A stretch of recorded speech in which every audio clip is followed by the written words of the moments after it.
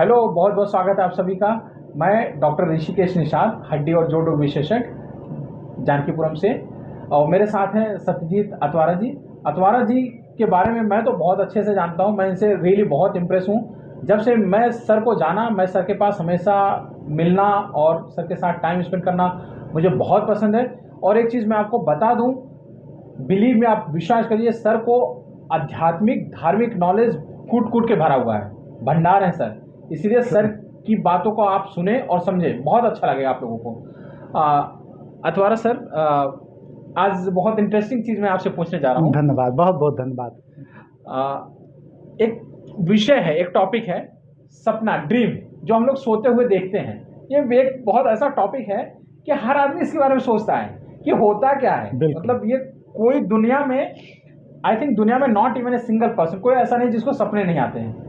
But एक ऐसा चीज़ है, हर आदमी सोचते हैं यार होता क्या है, ये सपना है क्या, क्यों आता है, और इसकी हकीकत क्या है, क्या जो आता है वो कुछ होगा भी कभी फ्यूचर में। इसके बारे में आप थोड़ा प्रकाश डालिए और इसके बारे में हमारी जनता को थोड़ा समझाइए आप। बहुत अच्छा प्रश्न है डॉक्टर साहब आपका। और स्वप्न बहुत गूढ़ विषय है। यद्यप स्वप्न जो है उस पर अगर चर्चा की जाएगी तो बड़ा लंबा होगा, लेकिन संक्षिप्त में मैं अपनी बात रखना चाहूँगा। धर्म ग्रंथों में भी इस बात का जिक्र आया है। एक बार राजा जनक को स्वप्न दिखाई पड़ा, स्वप्न आया। स्वप्न में वो देखते हैं कि वो राजा जनक ना रह करके उनका राजपाट सब छिन गया है, गद्दी चली गई है। तो राजपाट जब छिन गया तो वो भिखारी के रूप में आ गए, और जब भिखारी के रूप में आए तो भिक्षाटन करने लगे, मतलब मांग के खाने लगे, उदर पोषण मांग के करने लगे। अब वो स्वप्न जब टूटा तो उन्होंने देखा कि मैं तो राजमहल में हूँ और अच्छे से आलीशान जगह पे मैं हूँ। तो अब उनके मन में एक प्रश्न आया कि सत्य क्या था। सत्य वो था जो मैंने देखा कि मैं भिक्षाटन कर रहा हूँ, भीख मांग रहा हूँ उदर पोषण के लिए, कि सत्य ये है जो अभी मैं हूँ। अगर वह सत्य है तो यह क्या है, अगर यह सत्य है तो वह क्या है। अब प्रश्न बड़ा जटिल था। उन्होंने अपने दरबार के जितने भी बुद्धिजीवी थे डॉक्टर साहब, उनको बुलाया, सारे बुद्धिजीवियों को। तो बड़े बड़े पंडित, बड़े बड़े विद्वान वहां पे पहुंचे राजमहल में, और दरबार लग गया। और उन्होंने इस घोषणा करा दी कि राजा के प्रश्न हैं और राजा के प्रश्न का हल जो दे देगा उसको राजा सम्मानित करेंगे। अब चूंकि विद्वानों को ये खबर पहुंच गई तो पूरे राज्य से, और राज्य से ही नहीं, अगल बगल के राज्य से सभी लोग आना शुरू किए। विद्वानों की टीम इकट्ठा हुई, राजसभा बैठ गई। इसको हम विद्वानों की सभा कह सकते हैं। राजा जनक ने प्रश्न रखा कि रात में मैंने स्वप्न देखा, पूरी बात अभी जो मैंने आपको बताई डॉक्टर साहब, कि सुबह जो जगे जब, तो यह सत्य है कि वह सत्य है, अगर वह सत्य तो यह क्या है, और यह सत्य तो वह क्या है। अब इस प्रश्न का उत्तर कोई ना दे पाया। बड़े बड़े विद्वान जो है उनका सिर चकराने लगा। स्वप्न स्वप्न देखिए कितनी जटिल बात है।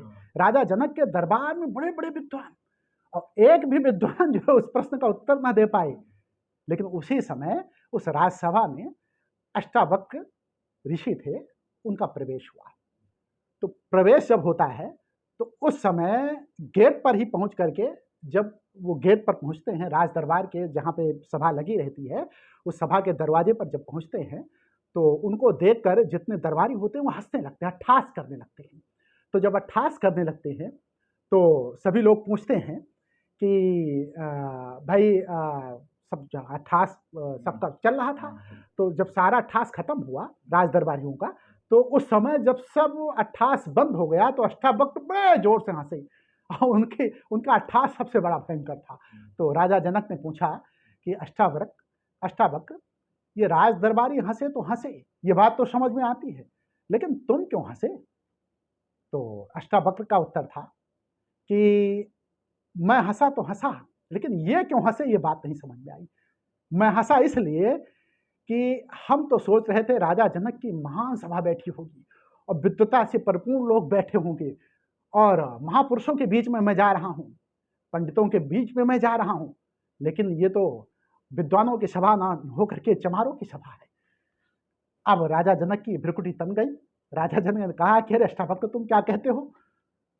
तो कहा कि ये जितने भी विद्वान यहाँ पर बैठे हैं ये सभी के सभी मेरे चमड़ी पर नजर रखते हैं, क्योंकि मैं 8 जगह से टेढ़ा हूँ और मेरी चमड़ी को देखकर यह ठास करते हैं। इसके अंदर बैठी हुई आत्मा को नहीं जान पाए, इसके अंदर बैठी हुई आत्मा को नहीं देख पाए, और जो इसके अंदर बैठी हुई आत्मा को, जो प्रभु है, ईश्वर है, उसको ना जान पाए, उसको विद्वान में कैसे मान लो। अब ये बात सुनना था कि पूरी सभा चुप हो गई। बहरहाल प्रश्न आया कि राजा ने सम्मान दिया अष्टावक्र को, सम्मान बैठाया। राजा ने उनके सामने प्रश्न रखा कि रात में मैंने सत्य देखा, वो सत्य कि ये सत्य। तो राजा ने कहा कि मुझे सत्य का ज्ञान कराइए महाराज। तो अष्टावक्र ने कहा कि ऐसे ही ज्ञान नहीं होता। जब ब्राह्मण को बुलाया जाता है तो पहले दान दिया जाता है, दक्षिणा दी जाती है, तब प्रश्न किया जाता है। तो कुछ दक्षिणा दो, और दक्षिणा ना दो तो कम से कम तिरवाचा दो कि मैं ये करूँगा ये करूँगा। तो कहा मांगो, क्या मांगना है बताओ। 100 गायें दी, 200 गायें, 400, 800। उन्होंने कहा नहीं नहीं, गाय नहीं, 1000, 2000, 4000 गायें नहीं नहीं नहीं। राज्य चाहिए, आधा राज्य, चौथाई राज्य, तिहाई राज्य, पूरा राज्य। तो कहा अरे राज्य लूंगा तो क्या करूंगा, गाय लूंगा तो क्या करूंगा, स्वर्ण लूंगा तो क्या करूंगा, जो मैं मांगू उसको दो। तो उन्होंने कहा कि मांगिए, आप क्या मांगे महाराज। ये प्रश्न अब सामने खड़ा हुआ कि आप क्या मांग रहे हैं। अष्टावक्र ने कहा कि दोगे। तो राजा जनक ने कहा देंगे। कहा तिरवाचा रखो। 3 बार उन्होंने कहा कि देंगे देंगे देंगे। तो अष्टावक्र ने कहा कि आप मुझे कुछ न दीजिए, अपना मन दे दीजिए, और जिस दिन आप मुझे अपना मन दे देंगे तो मैं मान जाऊंगा कि आपने अपने तिरवाचा को पूरा कर लिया है। अब राजा जनक ने कहा मन देने की बात है, मन मैंने दिया आपको। राजा जनक ने अष्टावक्र को अपना मन दे दिया। अब मन चूंकि अष्टावक्र के पास आ गया तो राजा जनक को अष्टावक्र ने कहा कि तुम एक काम करो कि उस कोने में जा करके चुपचाप खड़े हो जाओ, कि चूंकि मेरा मन, तेरा मन मेरे पास अब है। राजा जनक को एक कोने में उन्होंने खड़ा करा दिया। सुबह हो गई, सुबह खड़े हुए, और 1 घंटा, 2 घंटा, 4 घंटा, 6 घंटा, दोपहर हो गई, दोपहर 4 पहर जो बीतता चला गया, शाम हो गई। अब राजा जनक जो है वो बहुत नाराज हुए। अष्टावक्र मजाक बना रखा है, सुबह से शाम तक तुम खड़ा कराए हो, हमारे शरीर को कष्ट होता है, तकलीफ होती है। तो अष्टावक्र हंसने लगे। कहा राजा जनक छल करते हो, और छल अच्छी चीज नहीं है। मुझे उम्मीद नहीं थी कि राजा जनक से छल होगा, और चूंकि राजा जनक ने छल किया है इसका मुझे बड़ा पछतावा होगा। तो राजा जनक चौंके। उन्होंने कहा कैसा छल। तो कहा जब तुमने मन का दान कर दिया तो तेरा मन उद्दलित क्यों हो रहा है, विचलित क्यों हो रहा है, व्यथित क्यों हो रहा है, अब संतरास क्यों झेल रहा है। तो अगर मन मेरे पास है तो संतरास नहीं, व्यथा नहीं, पीड़ा नहीं, दर्द नहीं, दंश नहीं। इसका मतलब मन तुमने दिया ही नहीं, झूठ मूठ ही तुमने कहा कि मन मैंने दिया। राजा जनक को ज्ञान प्राप्त हुआ, और राजा जनक को उसी समय सच्चे मन से उन्होंने अष्टावक्र को अपना मन दान दिया, और वैदेही जनक के रूप में प्रसिद्ध हुए। मतलब देह अलग, आत्मा अलग, मन अलग।